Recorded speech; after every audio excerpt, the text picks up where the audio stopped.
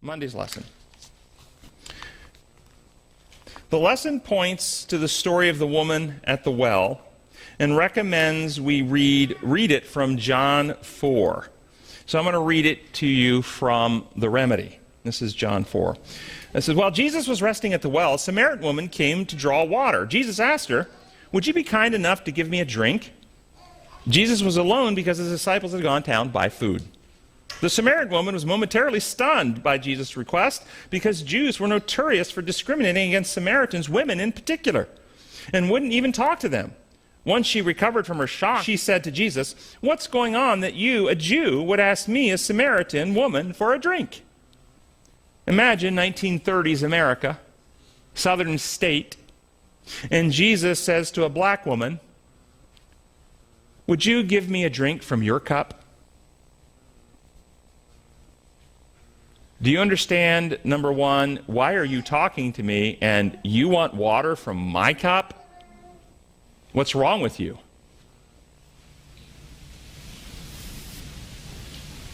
This is kind of the setting. Continuing on. Jesus, with courtesy and respect, said, if you knew the gift. So you notice he got her attention. She's like, what's going on here? This is not normal. Something unusual is happening.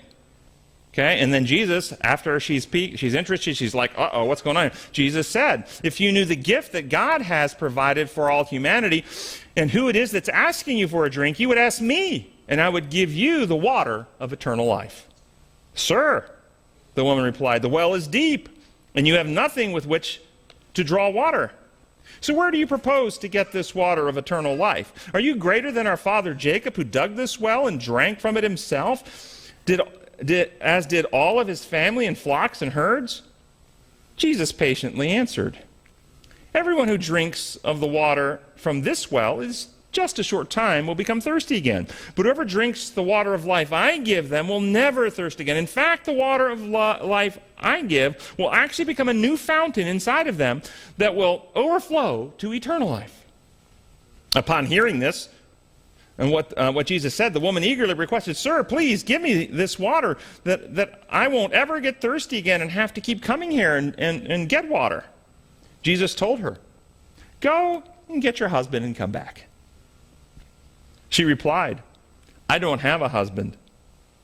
Jesus gently said to her, you were right when you said you have no husband. In fact, you've had 5 husbands, and the man you now live with is not your husband. So when you said you don't have a husband, you were being quite true. Pause. Did you see how Jesus handled this? Did he say it in a way to embarrass and humiliate her? Or did he, in fact, validate her honesty? You're being honest.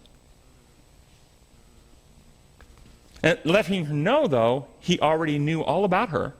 And think of the implication. This disclosure by Jesus is not only telling her, I'm talking to you, a Samaritan woman. I'm talking to you, a Samaritan woman who I know is living with a man who's not her husband. And I still care about you.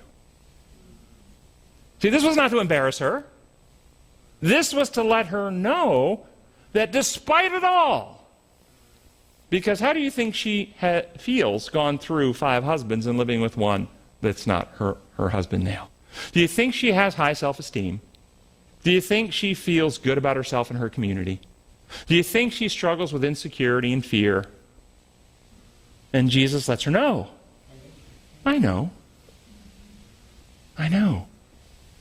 And I still got the water of life for you. So lets her know.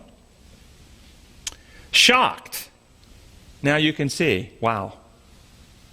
Wow.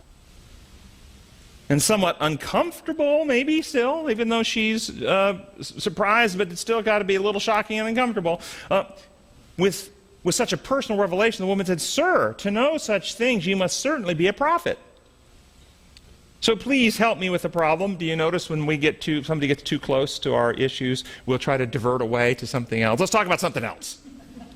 Should we get that organ for the church or not? Is that too big of an expense? Okay. Sir, to know such things, you must certainly be a prophet. So please tell me, And help me with the problem.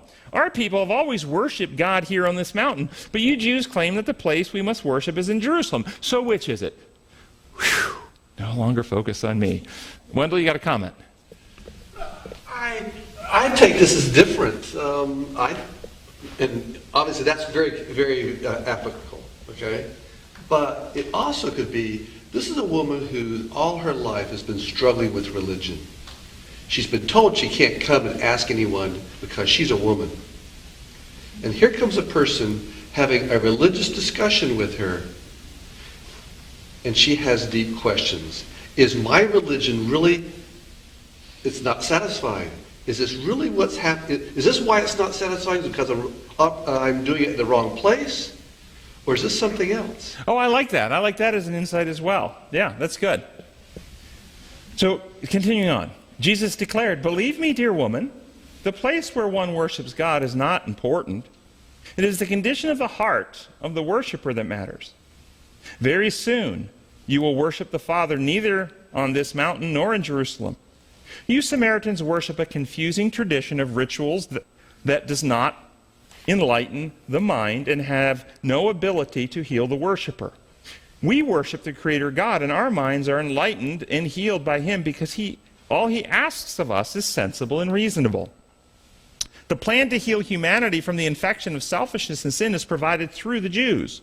The time has now come that all true worshipers will worship the Father with an intelligent and reasonable understanding of who He is, respecting, admiring, and loving the truth about His nature, character, and methods.